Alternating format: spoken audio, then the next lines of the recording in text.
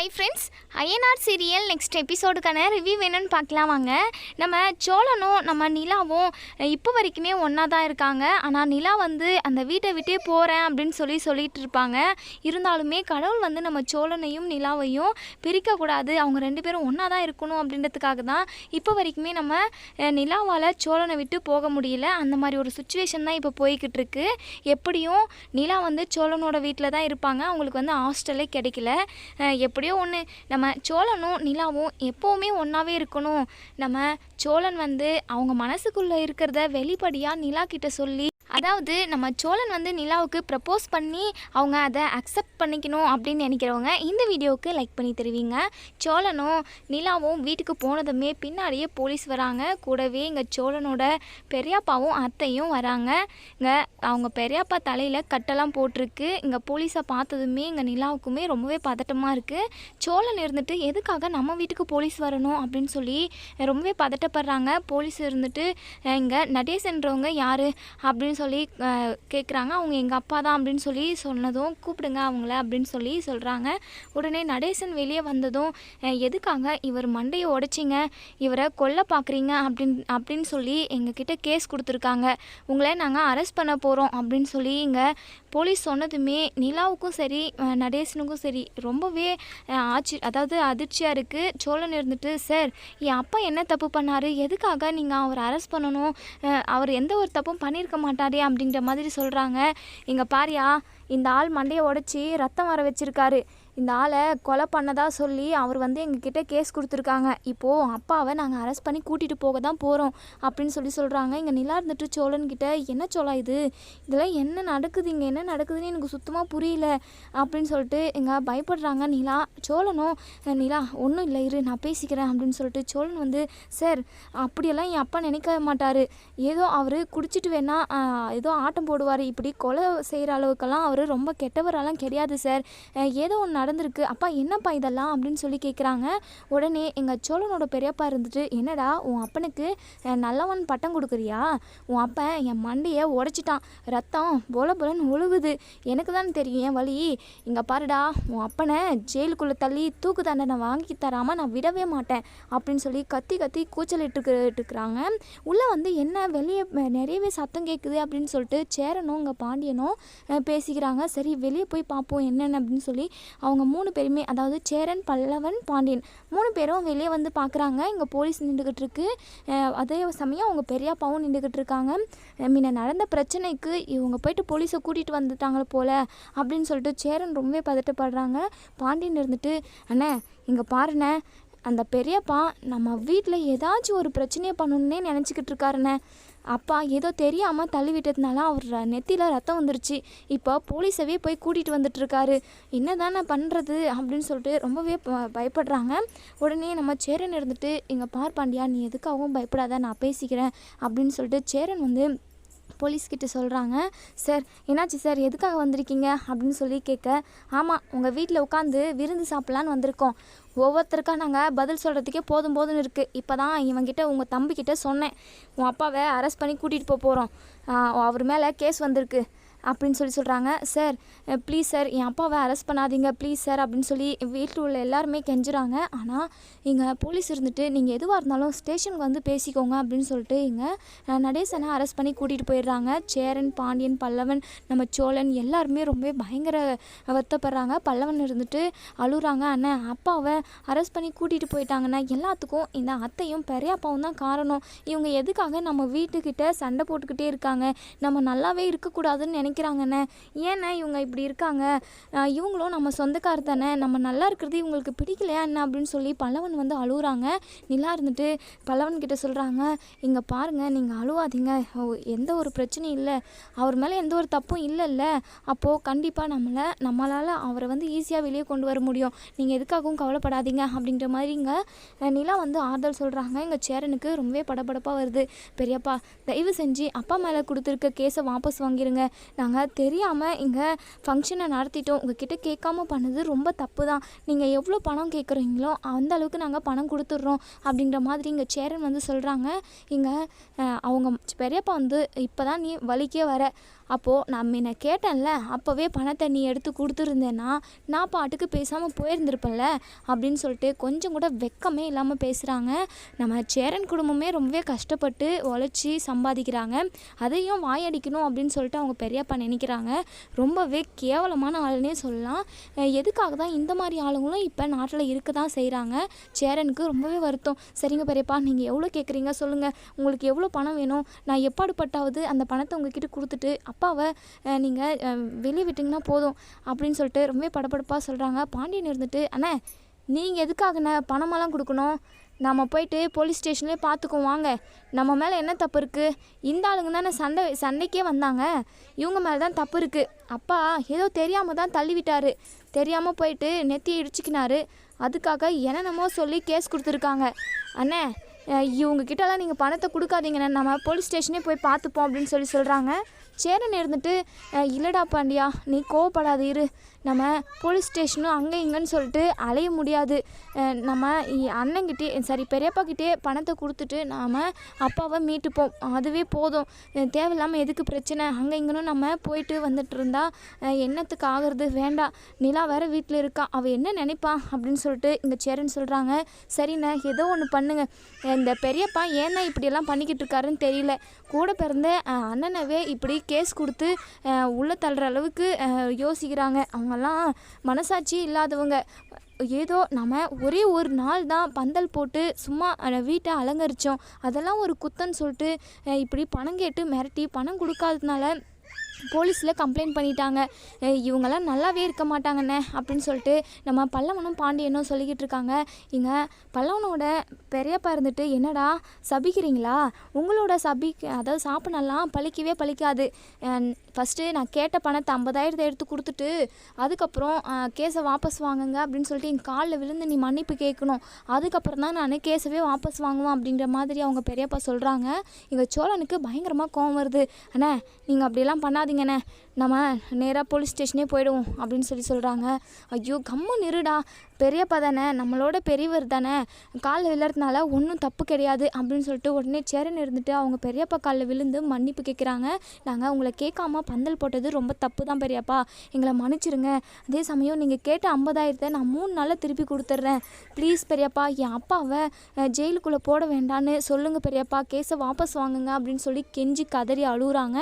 அதுக்கப்புறம் அவங்க பெரியப்பா இருந்துட்டு, சரி சரி போனால் போகட்டும்னு நான் கேஸை வாபஸ் வாங்குறேன், 3 நாளுக்குள்ளே பணம் வரல அவ்வளோதான், நடக்கிறதே வேறு அப்படிங்கிற மாதிரி அவங்க பெரியப்பா வந்து மிரட்டிட்டு போகிறாங்க. இங்கே கார்த்திகோட அம்மா இருந்துட்டு, அண்ணே நீ வேறு லெவல்ண்ணே, எப்படியோ அவங்கக்கிட்டேருந்து பணத்தை வாங்கிடுவ போலையே, சரி சரி நம்ம நினச்சது நடந்துடுச்சு அப்படின்னு சொல்லிட்டு அவங்க 2 பேரும் சந்தோஷமாக போகிறாங்க. இங்கே சேரன் பல்லவன் பாண்டியன் எல்லாருமே பயங்கர அப்செட்டில் இருக்காங்க. இங்கே நிலா இருந்துட்டு சேரன்கிட்ட, அண்ணே என்னென்ன நடக்குது இங்கே, அவருமே அதாவது அப்பா மேலே எதுவுமே தப்பே இல்லை, இவங்க இந்த பந்தல் போட்டதுக்காகவா பணம் கேட்டு இப்படியெல்லாம் மிரட்டுறாங்க, என்னென்ன இதெல்லாம் என்ன நடக்குது, இப்படியும் அவங்க இருக்காங்க போல், உங்கள் சொந்தக்காரர் தானே, நீங்கள் நல்லா இருக்கணும்னு கூட நினைக்க மாட்டேங்கிறாங்க, என்னென்ன அப்படின்னு சொல்லிட்டு இங்கே நிலா வந்து என்னென்னமோ பேசுகிறாங்க. இங்கே சேரன் இருந்துட்டு, நீ எதுக்காகவும் பயப்படாதம்மா, இவங்க இப்படி தான், நாங்கள் நல்லா இருக்கிறது என் சொந்தக்காரங்களுக்கு மட்டும் இல்லை இந்த ஊருக்கே பிடிக்காது, இந்த வீட்டில் எந்த ஒரு நல்ல காரியமும் நடந்துடக்கூடாது, இந்த வீட்டில் ஏதாச்சும் நல்லது நடந்தால் அவங்க வயிறு எரிஞ்சே சாவுவாங்க, இந்த வீட்டில் எந்த ஒரு பொண்ணும் இருந்துடக்கூடாது, அப்படியே வந்தாலும் இந்த வீட்டை விட்டு ஓடி போயிடுவாங்களாம், அது இந்த வீட்டோட ராசி அப்படின்னு சொல்கிறாங்க. அதுக்கு தகுந்த மாதிரி தான்மா எல்லாமே நடந்துக்கிட்டு இருக்கு, நாங்கள் சந்தோஷமாக இல்லாமல் இருந்தால் தான் கண்டிப்பாக இந்த ஊரும் சரி எங்கள் சொந்தக்காரங்களும் சரி எல்லாருமே நிம்மதியாக இருப்பாங்க, நாங்கள் கஷ்டப்பட்டால் தான் அவங்களுக்கு அவ்வளோ ஒரு சந்தோஷம், ஏன்னா இவங்கெல்லாம் இப்படி இருக்காங்கன்னு தெரியலம்மா, நாங்கள் ஒரு எறும்புக்கு கூட துரோகம் பண்ண மாட்டோம், துரோகம் நினைக்கவும் மாட்டோம், ஆனால் இவங்க எல்லாருமே நாங்கள் நல்லா இருக்கக்கூடாது அப்படின்னு சொல்லி நினைக்கிறாங்க, என்னம்மா போம்மா, எப்படியோ 50,000 நான் எப்படி ரெடி பண்ணுவேன்னு தெரியல எனக்கு அப்படின்னு சொல்லிட்டு ரொம்பவே புலம்பிக்கிட்டு இருக்காங்க. உடனே நம்ம நிலா வந்து நகை அடகு வச்சுட்டு வந்தாங்க இல்லையா, அந்த பணத்தை கொடுக்கலாமா அப்படின்னு சொல்லிட்டு நிலா வந்து மனசுக்குள்ளே நினைக்கிறாங்க, என்ன பண்ணுறதுன்னு தெரியாமல் யோசிக்கிறாங்க. அதுக்கப்புறம், அண்ணே உங்ககிட்ட நான் ஒரு விஷயம் சொல்லணும். சொன்னால் நீங்கள் தப்பாக எடுத்துக்க மாட்டீங்கல்ல? நீங்கள் 50,000 கொடுத்துருங்கண்ணே, என்கிட்ட கொஞ்சம் பணம் இருக்குது அப்படின்னு சொல்லிட்டு பணத்தை எடுத்து இங்கே சேரன் கிட்ட கொடுக்குறாங்க. சேரன் இருந்துட்டு, எதுக்காகம்மா நீ பணம் கொடுக்குற? தேவையில்லைம்மா, நான் பணத்துக்கு வேறு ஏதாச்சும் ரெடி பண்ணி பணத்தை கொடுத்துட்றேன், நீ எதுக்காகம்மா கொடுக்குற? வேண்டாமா அப்படின்னு சொல்கிறாங்க. அது மட்டும் இல்லாமல் நீ பணத்தை கொடுக்குறேன்னு சொன்னதே எனக்கு ரொம்ப மனசுக்கு ரொம்ப நிம்மதியாக இருக்குமா, ரொம்ப சந்தோஷமாக இருக்குது. எங்கள் குடும்பத்துக்காக நீ எவ்வளவோ பண்ணியிருக்கம்மா. இந்த குடும்ப மானம் போகாமல் ரிசப்ஷனுக்கு வந்து நின்ற. இப்போ அப்பா ஜெயிலுக்கு போகிற நிலைமையில் இருக்கிறாரு. அவரை காப்பாற்றுறதுக்காக நீ பணம் கொடுக்குற. எல்லாமே நல்லதாக தாம்மா செய்கிற. நீ ரொம்ப நல்ல பொண்ணாக இருக்க. எப்போவுமே உனக்கு நல்லது மட்டும்தாம்மா நடக்கும். பணமெல்லாம் வேண்டாம்மா, நான் எப்படியாச்சும் ஏதாச்சும் பண்ணி நான் ரெடி பண்ணிக்கிறேன் அப்படின்னு சொல்கிறாங்க. சோழனுக்கு மனசுக்குள்ளே அவ்வளோ ஒரு சந்தோஷம். நிலா நம்ம குடும்பத்துக்காக யோசித்து என்னெல்லாம் பண்ணுறாங்க. இவங்க இந்த குடும்பத்திலே இருந்தால் ரொம்ப நல்லாயிருக்கும்.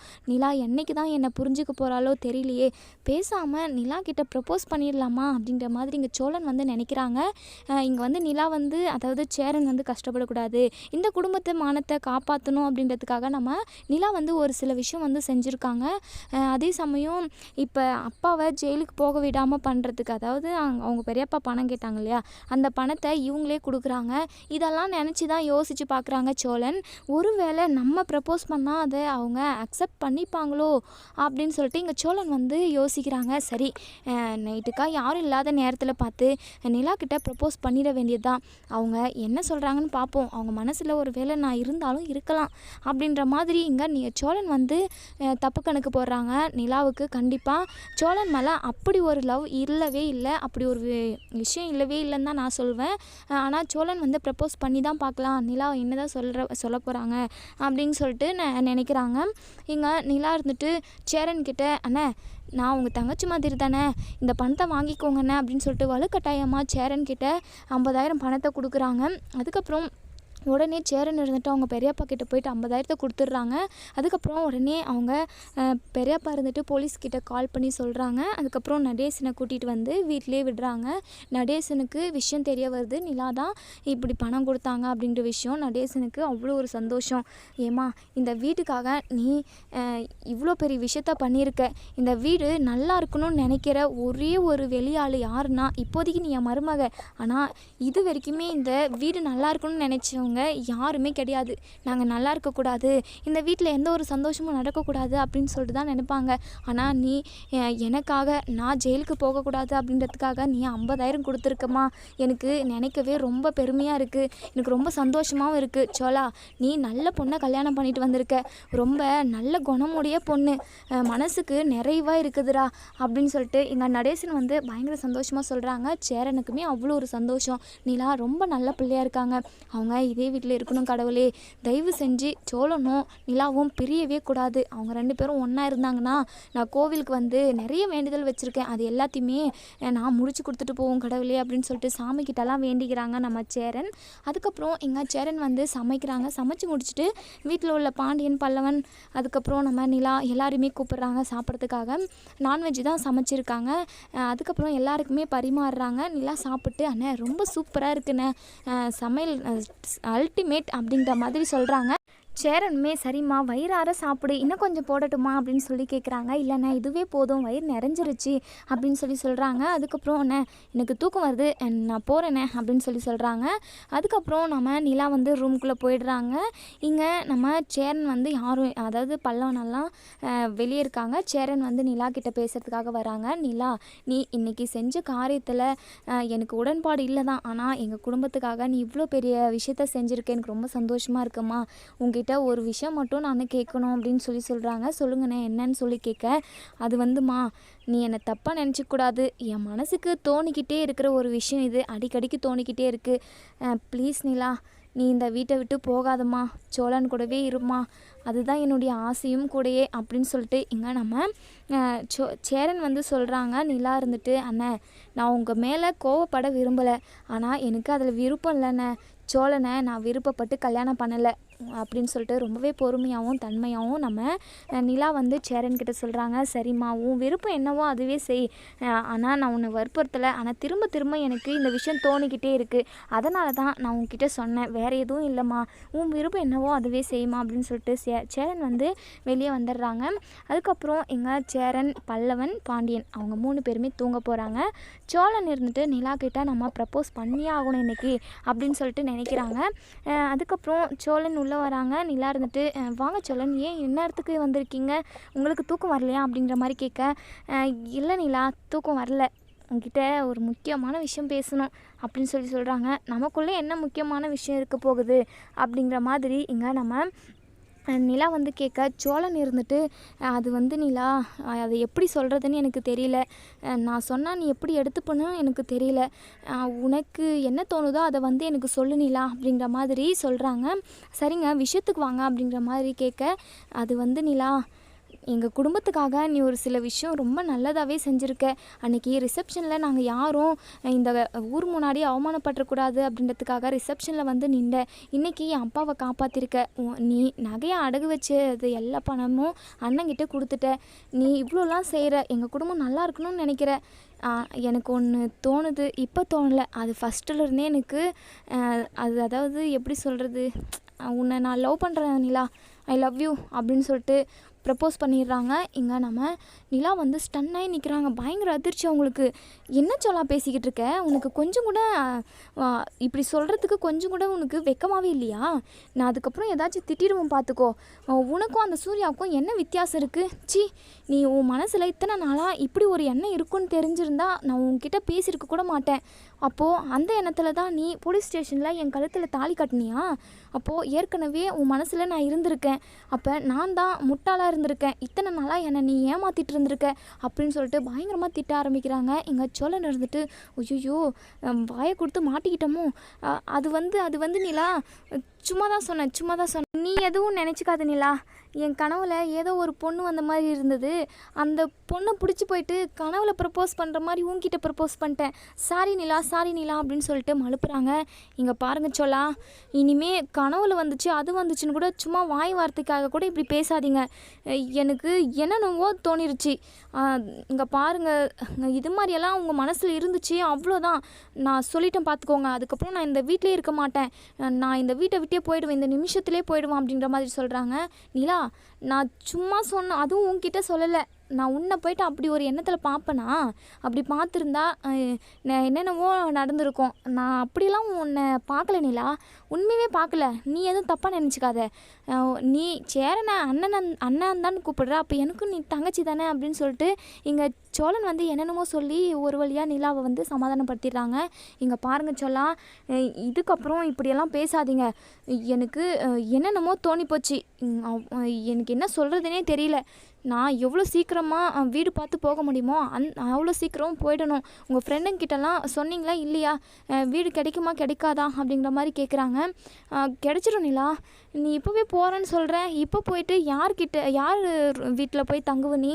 உனக்குன்னு யார் இருக்காங்க? நாங்கள் தானே இருக்கோம், நீ இங்கே இரு நிலா, உனக்கு எந்த தொந்தரவும் வராது, எந்த பிரச்சனையும் வராது, எல்லாருமே நான் பார்த்துக்கிறேன் நிலா அப்படின்னு சொல்லிட்டு ஒரு வழியாக இங்கே நிலாவை வந்து சமாதானம் செஞ்சிடுறாங்க.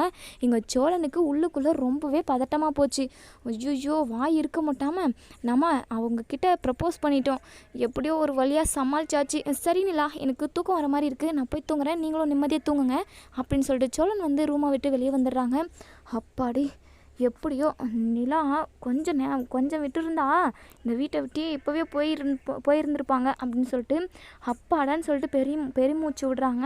உடனே சேரன் இருந்துட்டு, என்ன சோலா, முகமே சரியில்லை, ஒரு மாதிரி திருட்டு மொழி முழிக்கிறேன், ஏதாவது தப்பு பண்ணியா அப்படின்னு சொல்லி கேட்குறாங்க. எதுவும் இல்லைண்ணா, சும்மா தான் நிலா கிட்டே பேசிட்டு வந்தேன் அப்படின்னு சொல்கிறாங்க. இங்கே சேரன் வந்து நம்ம சோழன்கிட்ட சொல்கிறாங்க, சோலா, நிலா ரொம்ப நல்ல பொண்ணாக இருக்கா, எனக்கு அவளை ரொம்ப பிடிச்சிருக்கு, அவள் இந்த வீட்டிலே இருந்தால் ரொம்ப நல்லா இருக்கும்ல, ஆனால் அவள் தான் உன்னை விருப்பப்பட்டு கல்யாணம் பண்ணலையே, என்ன பண்ணுறது, எல்லாம் நம்ம தலையெழுத்து, இந்த வீட்டோட ராசி அப்படி, என்ன சொல்கிறதுனே எனக்கு தெரியல. சரி சோலா, நீ படுத்து தூங்கு, காலையிலே நானும் வேலைக்கு போகணும், வீட்டு வேலையெல்லாம் நிறைய முடியவே இல்லை, அந்த வேலையெல்லாம் முடிச்சு தராமல் மேனேஜர் திட்டிக்கிட்டே இருக்காங்க அப்படின்னு சொல்கிறாங்க. சரிண்ணா நீ தூங்குண்ணே, நீ வேலைக்கு போயிட்டு வர உனக்கு ரொம்ப கஷ்டமாக இருக்கும், நீ தூங்குண்ணே தூங்கு அப்படின்னு சொல்லி நம்ம சோழனுமே சொல்கிறாங்க. இங்கே பல்லவன் இருந்துட்டு எங்கள் சோழன் கிட்ட கேட்குறாங்க, சோழா அது வந்து உங்ககிட்ட ஒரு விஷயம் கேட்கணும். ஆமாம், நீயும் அண்ணியும் காலையிலே கிளம்பிட்டீங்க, அதுக்கப்புறம் நான் காலேஜ் போயிட்டு முடிஞ்சு வீட்டுக்கே வந்து சாப்பிட்டுக்கிட்டு இருந்தேன், அதுக்கப்புறம் தான் நீங்கள் வந்தீங்க. ஆமாம், 2 பேரும் எங்கே போயிருந்தீங்க? பீச் போயிருந்தீங்களா இல்லை சினிமா போயிருந்தீங்களா அப்படின்னு சொல்லி கேட்குறாங்க. சோழன் வந்து மனசுக்குள்ளே நினைக்கிறாங்க, அங்கே எங்கடா நான்லாம் போகிறது, நிலாவை தனியாக விட்டுட்டு வரதுக்காக ஹாஸ்டல் தேடி தேடி போயிட்டுருந்தோம். ஆனால் எப்படியோ என் நல்ல நேரம் ஹாஸ்டல் எதுவுமே கிடைக்கல, நிலாவை திரும்பவும் வீட்டுக்கே கூட்டிகிட்டு வந்துட்டேன். இனிமேல் நிலா இங்கே இருந்தால் நல்லா தான் இருக்கும் அப்படின்னு சொல்லிட்டு மனசுக்குள்ளேயே யோசிச்சுட்டு இருக்காங்க. எங்கள் பல்லவன் இருந்துட்டு, அண்ணே நான் இப்போ கேட்டுக்கிட்டு இருக்கேன், எந்த ஒரு பதிலும் சொல்லாமல் நீங்கள் பாட்டுக்கு என்னவோ யோசிச்சுட்ருக்கீங்க அப்படின்னு சொல்லி கேட்குறாங்க. அது வந்துட்டு ஆமாம், நீ நினைக்கிற மாதிரி நாங்கள் ஆமாம் சினிமா போயிட்டு அப்படியே பீச்செல்லாம் பார்த்துட்டு பார்க்கெல்லாம் போயிட்டு ரொம்ப சந்தோஷமாக ஜாலியாக இருந்துட்டு வந்தோம் அப்படின்னு சொல்லி போய் சொல்கிறாங்க. இங்கே பல்லவன் இருந்துட்டு, எனக்கு தெரியும்ண்ணே உங்கள் 2 பேருக்கும் புதுசாக கல்யாணம் ஆகிருக்கு, நீங்கள் 2 பேரும் எங்கேயாச்சும் ஊரை சுற்ற தான் போயிருப்பீங்கன்னு எனக்கு நல்லாவே தெரியும், அதனால தான் காலையிலே அண்ணன்கிட்ட சொன்னேன், சோழன் அண்ணனையும் நிலா அண்ணியையும் ஹனிமூன் அனுப்ப சொல்லி சொன்னேன் அப்படின்னு சொல்கிறாங்க. உடனே எங்கள் சோழன் வந்து பயங்கர ஷாக் ஆகுறாங்க. என்னடா பல்லவா, ஹனிமூனா, அண்ணன் என்ன அனுப்பி வைக்கிறேன்னு சொல்லிச்சா அப்படின்னு சொல்லி ஆசையாக கேட்க, உடனே சேரன் வந்து சோழனை முறைக்கிறாங்க. ஆமாம், இவன் விருப்பப்பட்டு கூட்டிகிட்டு வந்திருக்கான், 2 பேரும் ரொம்ப சந்தோஷமாக இருக்காங்க, இவங்களை ஹனிமூன் அனுப்பி வைக்கிறதுக்கு அப்படின்னு சொல்லிட்டு முறைக்கிறாங்க. நம்ம சோழன் வந்து தலையை கீழே போட்டுக்கிறாங்க. இதுக்கப்புறம் என்ன நடக்குன்னு